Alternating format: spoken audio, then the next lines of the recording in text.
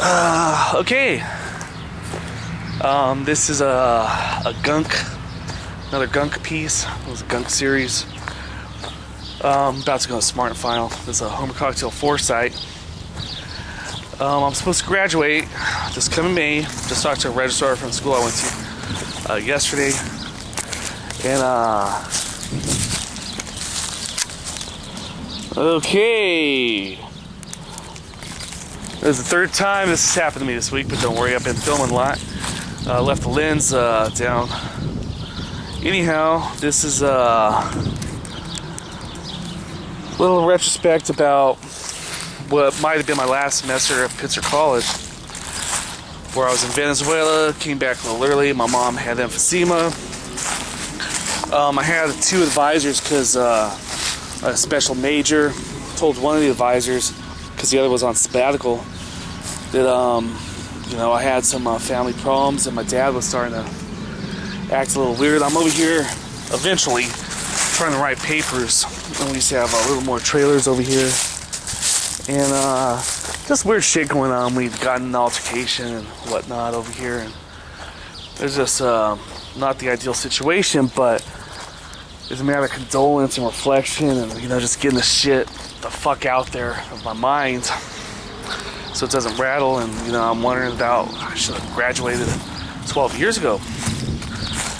I wound up barely passing one class, and I got 2 F's because I stopped going to class. I told one of my professors, like I said, that what the ideal personal circumstances. I mean, you check my grades before that. I think I had like a 3.26 or something leading up to that semester for Pitzer, which is, mostly B's and A's. I had some C's in biology and chemistry, which were tough classes and everything, and didn't know anyone, and alone by myself in study groups, which is no big deal. But I asked that professor, which is real funny, and I'd taken 3 of his classes. He was an advisor, and he taught in a module.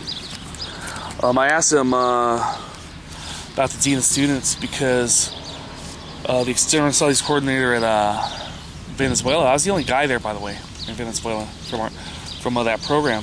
There were 6 girls. Every one of their names started with a J. By coincidence, they started calling me John as a joke. And part of it had to do with the dynamic of the group. I don't think was great. Hugo Chavez was running for office, and we're told not to get involved in politics. That was impossible. Hugo Chavez eventually won. But my other advisor was on sabbatical.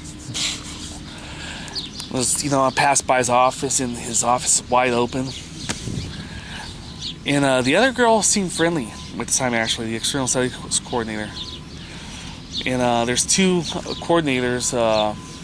She controlled a lot of Latin America, Venezuela, Ecuador, and I'm not sure what else she controlled. But the other guy, he was a lot of Asia, I think, Nepal, and some other programs Pitzer has abroad.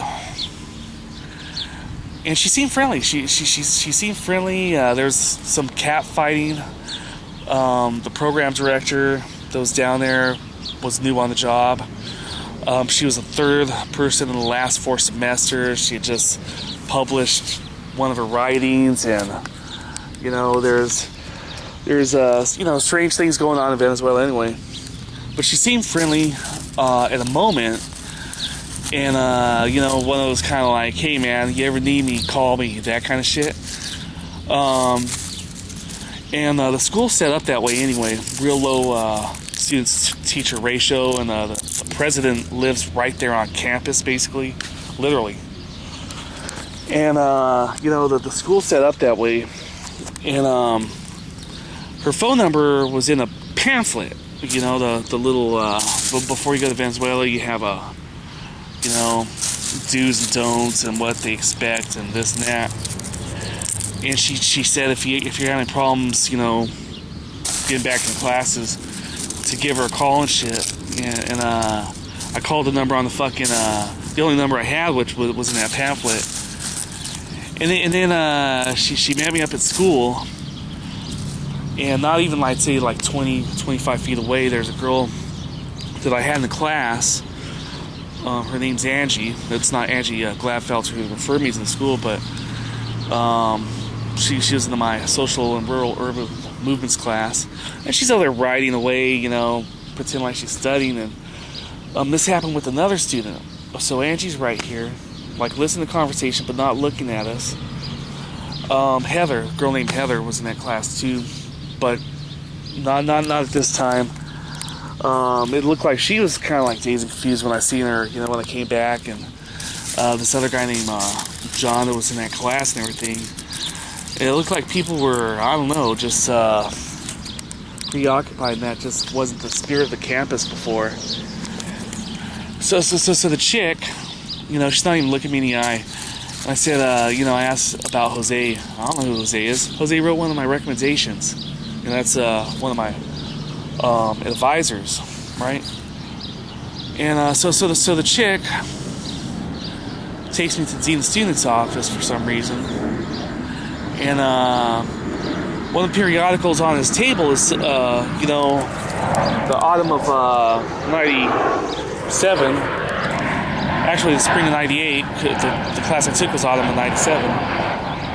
Dealing with the Ontario program, and my host father had passed away, and that's a classic change from incomplete to an F to a B. There was 3 other classes that, you know, I easily passed with. 2 of them were A's, 1 was an AB. And I figured, I'm having some problems at home. My mom was dying of emphysema. She eventually passed away in the autumn of 2002. But for the first time, she was at San Bernardino Community Hospital, and she had tubes down her throat to help her breathe, and she couldn't, you know, speak, obviously, and she had to write things down to communicate. And I was depressed. I was confused. I was concerned. But this guy accused me of being depressed because I had asked. I said, "Hey, could I live here on campus this last semester? You know, what would it cost to rent a dorm?" And he thought about it. It didn't take more than 5 minutes, and no one else is in the room, which you're never supposed to do.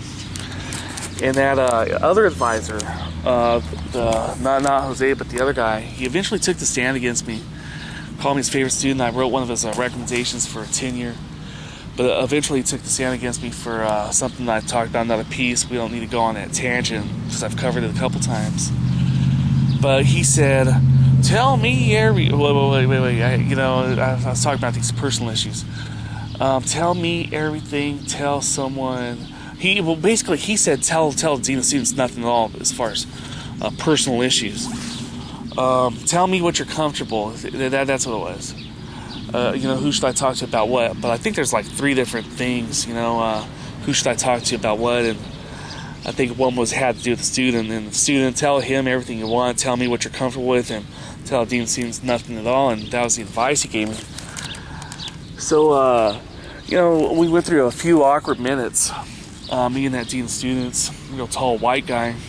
The reason I mention that is because everyone in that office is a tall white guy. Mike, one of the external studies coordinator, tall white guy, and Will, tall white guy, and one of the other guys down the way there, Doug, tall white guy. But this school prides itself on diversity. You know, they have Asian studies, Black studies, Chicano studies, etc.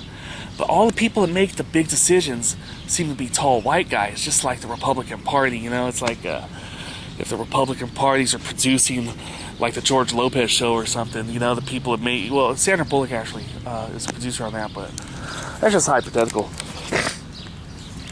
I only have a minute left, but I just want to mention the condolence about that, you know, as far as that last semester, if I could have lived at campus, I'm pretty sure I would have graduated 12 years ago.